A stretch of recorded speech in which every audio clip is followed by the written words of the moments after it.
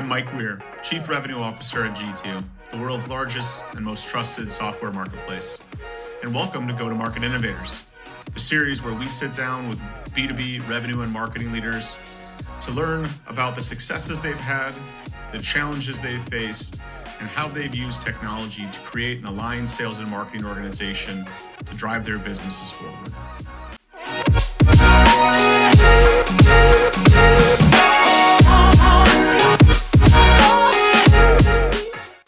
Today, I'm joined by Chris Hayes, who's the President and Chief Operating Officer at ZoomInfo. Chris oversees all of ZoomInfo's customer-facing operations, including customer success, onboarding, learning and development, as well as all aspects of the company's go-to-market organization. Prior to ZoomInfo, he managed high-performing go-to-market teams over 2 decades, from global sales, marketing, and operation roles at Lucent and Avaya, to the company he founded, Inside Sales Team, in 2008, where he served as head of revenue operations until 2015. Chris, welcome to Go-to-Market Innovators. Thank you, Mike. Great to be here. Awesome. One of the central themes of our program is around creating sales and marketing alignment that helps better the growth engine of every company. But at ZoomInfo, you have both sales and marketing reporting to you. So there's no problem, right? No friction, no issues?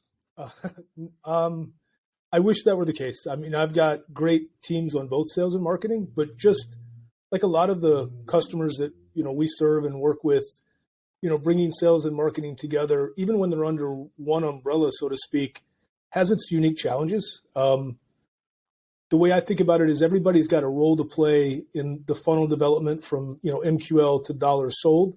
And even though you're able to align those together and bring the teams together, there still is a little bit of friction and push and pull in that process, even when they're all under one umbrella. So it's not all, puppy dogs and rainbows when they're all under one roof. Yeah. And we take a little bit different approach. We don't, we all roll up to the same CEO, but we are separate teams. I think we do share some similarity, though, that, we think about and we see a lot of the evolution in the market and the tech that's enabling an aligned go-to-market changing. And I'm just kind of curious in your perspective, as somebody that really does own tech within your own company, your platform that you're helping architect for thousands of customers around the world. What are you seeing in the evolution that's helping sales and marketing stay aligned, whether you report to the same person or not? Yeah, I think it is, like, from a tech perspective, maybe I'll talk about that in a second. I do think it is aligning to the different parts of the funnel and the goals that you have, and how, like, an MQL and the volume of MQLs, the types of MQLs, whether they're inbound or outbound, the conversion rates and the conversion to dollars across the funnel. And a lot of that, being able to track and report on that, is basically having a system of record that can keep track and making sure you've got all of those things set up along the way. I think that's probably the key to keeping sales and marketing aligned, is sharing a common understanding of your part in the funnel and measuring your effectiveness in those parts. That's been kind of a key to our success for sure. Yeah. And you've mentioned before just this really intriguing dynamic that's going on in the market about consolidation, right? And where even like sales and marketing tech is merging in certain places, right? Like proliferated for sure. Now it's merging. I think you even said a very quotable one, like the Frankenstack stack. Can you elaborate on that for everybody listening? Sure, 100%. I think, as the economy's been growing and accelerating really since, 2008 with the kind of the blip that happened with COVID, to your point, the tech stack, the marketing stack, it proliferated. And people were out in the market buying, what they felt were best-in-class point solutions to solve problems in that funnel that I described. And that worked for a little while. And then when things start to get a little bit choppier, a little bit harder, and expenses get evaluated in a different way, and people are getting forced into an efficiency matrix that maybe they weren't in before, then the need to have all of those, what you perceive as a best-in-class solution, you start to question that and realize, well, maybe there's actual benefits to be gained by consolidating. And, we call it affectionately that Frankenstack that's been built up. And so in the act of consolidation, you have two things that you can accomplish. You can have a savings accomplishment. I eliminated this spend here, or I lowered it, which is exciting. The other aspect is you can also oftentimes unlock efficiency. So even though we built these things and we kind of stitched them together, because they're not integrated, that lack of efficiency has an expense. You get a benefit from what you think is a best in class, but there's also taxes. So we're seeing that in the market. We're doing it internally, and our customers are certainly doing it, evaluating investments that they had made 2 or 3 years ago and saying, is there a better way to do this? Is there a less expensive way to do this? Yeah. I mean, the part you said that resonates a lot with me is that it's really about how these things can interoperate very well, right? How does this connect? Don't make me be the one that figures it out and hacks together a solution. And that's where, I smirked when you first mentioned the Frankenstack, because I'm like, that does feel like what it is sometimes. But at the same time, if I'm playing the devil's advocate, nobody can be best in class at everything, right? And so there's a question that I'd love your perspective on of like, how do you think about consolidated options with best in class solutions? It's a great question. I think when I'm evaluating the impact that a piece of technology, a piece of software has kind of on the funnel from, bringing a lead in to renewing a client or upselling a client, then understanding the impact that has in that equation, what I'm spending on it. And if I get a solution that's maybe included in something that I already have, or maybe what might perceive to be a lesser solution, is that going to affect adversely that funnel in a way that the revenue that I'm giving up potentially is not worth the expense that I'm going to save or the efficiency unlock? And there's examples of that even in what we do. Like, we've got a lot of solutions in the market, but there are things that I value in my GTM that I need to go out and pay for. And just understanding the trade-offs there, I think, is a key element. And, it's gotten, like I said, expenses are top of everybody's mind right now. So as you're looking for those efficiencies, just having a framework to evaluate the cost and benefit from best in class versus, can I get by with the next best thing? That's how I think about it, Mike. Yeah. I like that framework, because you're sometimes good is good enough, as we've talked about in prior conversations, but really connecting it to the business impact and saying, like, is good enough good, or are we going to meaningfully impact conversion and ultimately the end result that we're trying to drive to? Makes total sense to me. Yep. And the other thing is the time dimension. Like, you might need to change a process. And so understanding what's the impact of that process change. Is it going to take me a week, 2 weeks, 2 months, 3 months? And what's the resources I have to bring to bear? So that's part of the equation, but that's more of in lots of cases, it's a short-term trade-off, but it's also good to make that or take that into consideration. Yeah. Love that advice. So when you start drilling this in, what should companies be doing better? Are there key things that you do exceptionally well at ZoomInfo that you've seen your customers doing that we all could learn from? It's a great question. I'm not going to break new ground here, but sometimes to make a difference, you just go back to the basics. We were talking about it before, like ZoomInfo, and I think G2 as well. We're blessed to have people who come to us that want to learn more about us. We have a decent sized lead flow. People come in and say, hey, I'd like to learn more. And one of the things that we've done, and we encourage all of our clients to do, regardless of whether you get 100 leads a month, 1,000, 10,000, is to optimize that lead flow. And when I think about what that means for me and for ZoomInfo, and what I try to impart to our clients is, it's an old adage, but it's a true adage. Speed to lead matters. Mike fills out a form. How quickly I follow back up with Mike is probably the single biggest impact to me getting Mike to progress in that MQL. And so we have things like data enrichment. We call it Form Complete. We have the websites product that gives us an idea about who's on the site.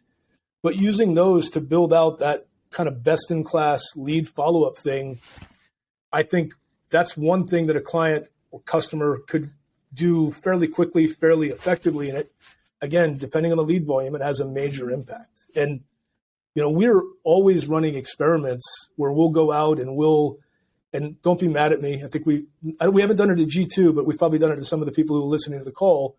We'll go in and we'll fill out forms on prospects and customers' websites, and we'll use like a high value title. So like Scott Sutton's my chief business officer. So I'll use Scott Sutton. I build an email alias for Scott. I put a phone number in that routes to another place, and I track how long it takes for somebody to get back to me. And I track whether or not they actually get back to me. And the fallout rate is like high double digits. It's not quite 50%, but you're in the 20 to 30% where you don't even hear back. And then the people who take over a day are generally 40% more. The group of people who get back in what I would consider to be a reasonable response time is generally under 10%. Wow. Yeah, it's a fun experiment to do. Yeah, it's pretty fun. Oh, I just love the experiment. Isn't putting in Chris Hayes and in your email. I like that it's setting up one of your fellow executives to get inbounds. But that aside, I will use that technique for sure. The timeliness, like this is something that ZoomInfo is absolutely known for, from yourself and Henry and others out there sharing and advocating. You actually inspired us at G2. We realized we weren't being ambitious enough when Henry spoke, I think it was at a Topo Summit about 2 years ago. He had shared that everybody who's doing live outreach to ZoomInfo gets a reply in under 3 minutes. And so I did exactly what you did. I put my actual real information in because I was just like, no, this can't be. And I picked an odd time of day, like towards 5 o'clock-ish, filled out the information. I had a personalized outreach back in my inbox in under 2 minutes, like personalized to understanding who I was, what organization I was a part of, that I was a customer or not a customer, what I was interested in, and setting up a meeting with me for the representative that was assigned to my account. And I mean, like kudos, that was ridiculous for the secret shopping type stuff we do in this regard. You really live it. But there was another concept in here. Personalization. Everybody loves it. I think we should all aspire to it. But I think the other thing that I'd be curious for you to expound upon is I think you guys do a great job of balancing scale and personalization. It's challenging, but how do you think about it? How do you advocate for creating that balance within your team?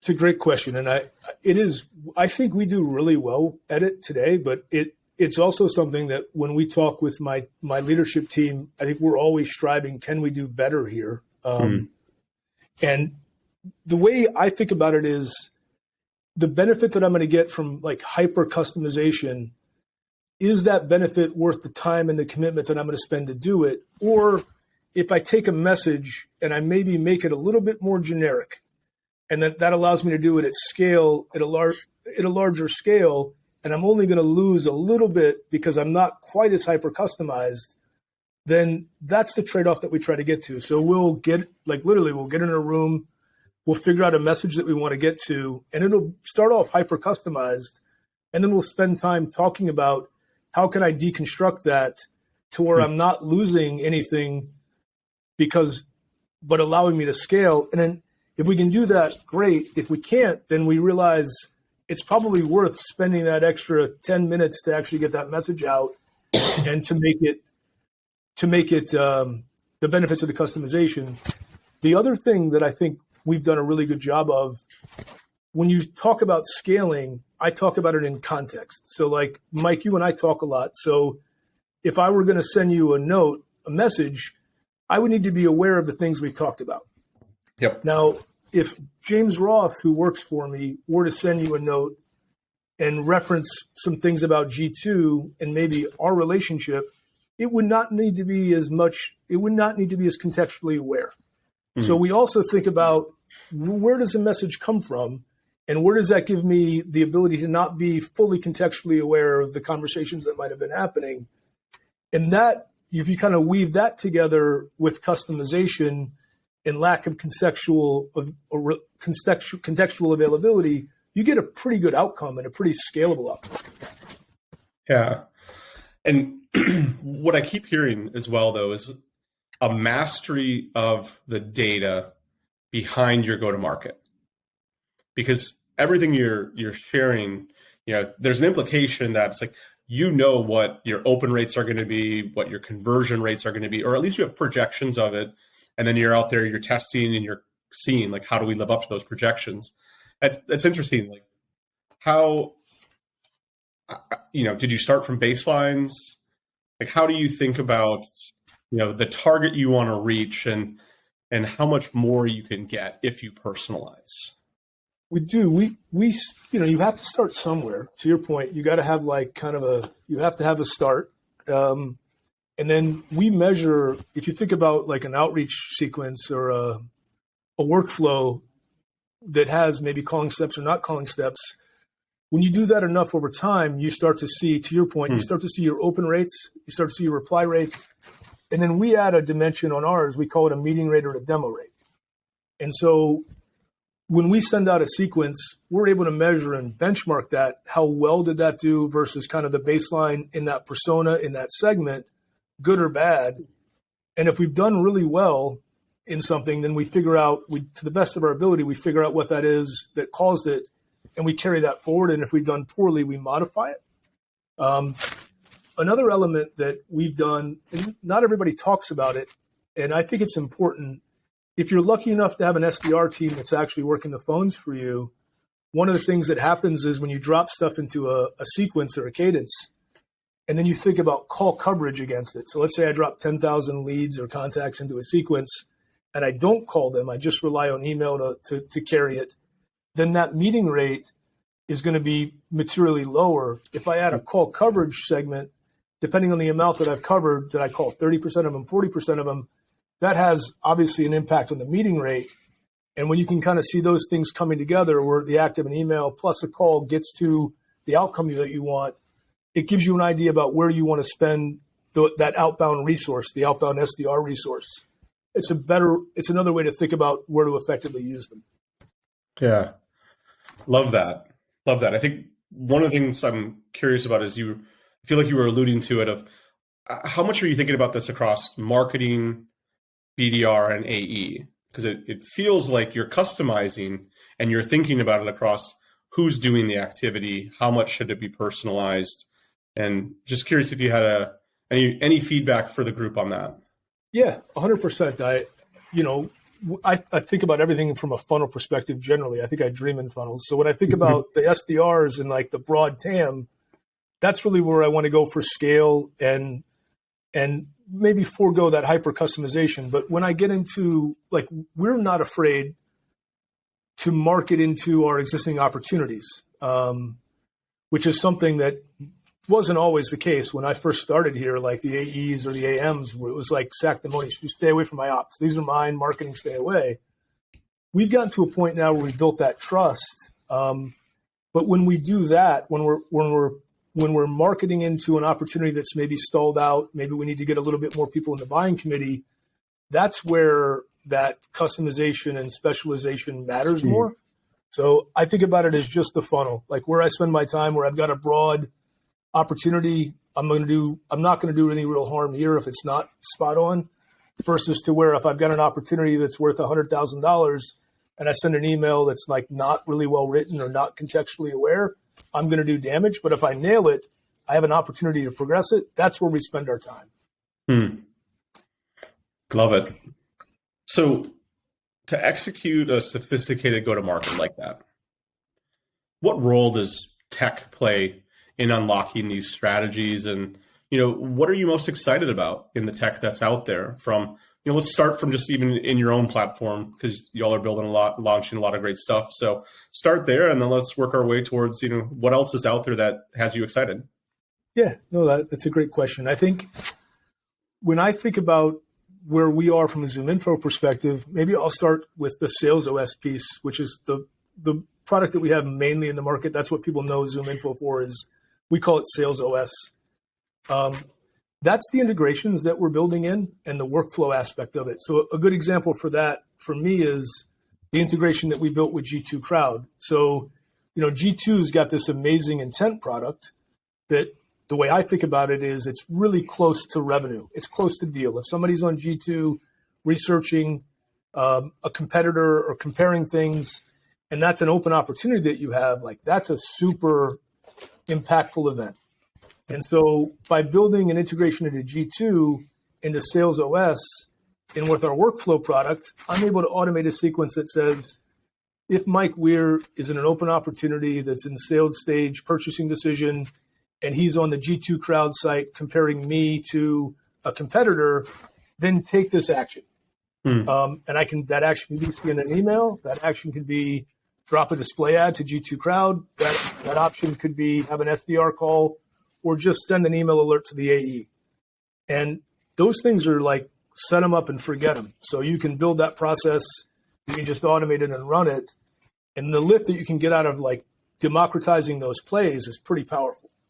And, Sales OS can do it without that G2 integration, but that G2 integration, bringing that back and being so close to revenue, like that's the kind of thing that gets me super excited. So that's one area I think on the ZoomInfo side too, the marketing OS, which is, our offering for marketing, which is an ABM platform, similar story, integrations with like G2 Crowd or ZoomInfo's native intent tied back to our website asset, which basically is the de-anonymization of website traffic. We can put together audiences and measure those audiences and the interactions that they're taking, not only on your website, but across the larger, purview of the web, and feed back to the sellers about who's in market, who you might want to reach out to, and you can automate plays around that. That to me is like the next level for ZoomInfo. It's a big, big growth opportunity for us. That's a product that we released, middle of last year, Marketing OS. So I'm super excited about that one too. Yeah. And so when you look at outside, right, whether it's, products that, you're welcome to plug products that you use from other vendors, but like what other tech out there is really exciting that's going to help, marketing and sales organizations be their best? I'll talk about a few. Like enablement for me right now is a top of mind, initiative. We brought in a new head of enablement here, Hang Black, who's been amazing. So when I think about enablement and what that means, because we went from, and it's not a dissimilar story to a lot of companies like us, G2 is, I think, similar. We went from we're selling kind of this one Sales OS thing, and we're selling it in like, this is how we sell it, to now we're selling multiple products. I've got Sales OS, Marketing OS, Operations OS, Talent OS. Then I've got Chorus Engage that kind of ride below that. Asking my sellers to be able to sell all of that and to interact with the different personas is really challenging. So we're really leaning heavily into enablement in 23 and beyond. And part of that was like the relationship that we have back with Seismic, as an example, is a company that I'm leaning on pretty heavily to make that content available and that information available. I think that they're doing really amazing things. The other one that I'm excited about that we get a pretty big lift out of is one of the things that I started early on at ZoomInfo at the time it was Discover.org was this kind of recycle mentality. Like I don't want anything where I can make money. I want to make sure I'm making as much as I can. And that meant a lot of times going back and looking at what, for whatever reason, got discarded and figuring out what I can do with it. And we get a lot of leads in. I don't convert 100% of them to a demo. I convert a good amount, but there's still this cohort of people that I don't convert. So we're using a tool called Chronologics that basically we take our unconverted leads and we put it back into Chronologic sequences that send emails out and allow for programmatic scheduling.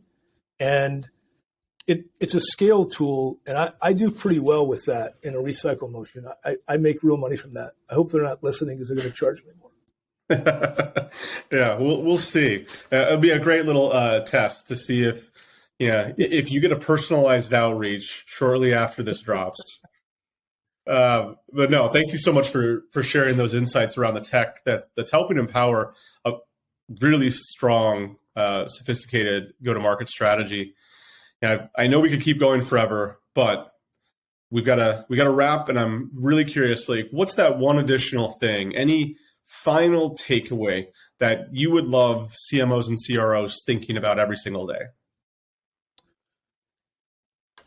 one thing right now that's top of mind for me, and it's been that way for about 4 months now, and I'm making money from it, is going back in and reevaluating some of the processes and the structures and the things that we had done 2 or 3 years ago and saying, in a new lens and a new eye, can I do that better? Is that optimized? And I'm finding, like, we all grew really, really fast. We hired a lot of people, and you were doing things along the way that were good at the time, and you didn't always have time to go back and reevaluate. So that would be the advice I would, sales or marketing or really anybody, is as your company was growing and accelerating and you put processes and structures in place that were good at that moment, have you gone back with a critical eye and said, is that really doing the best thing for me now? And again, I'm doing that. I'm challenging my team to do that, and it's having a pretty big impact. We're uncovering some things that are definitely not as optimal as they could be or they should be. So that's excellent advice. Perfect words of wisdom for us to pause on in this episode. Chris, thank you so much for joining us and sharing more about the journey that you all have been on and advice for all of us to be our best in our jobs and our go-to-markets. Thank you so much for the opportunity, Mike. This has been real fun. Thank you. Awesome. Cheers.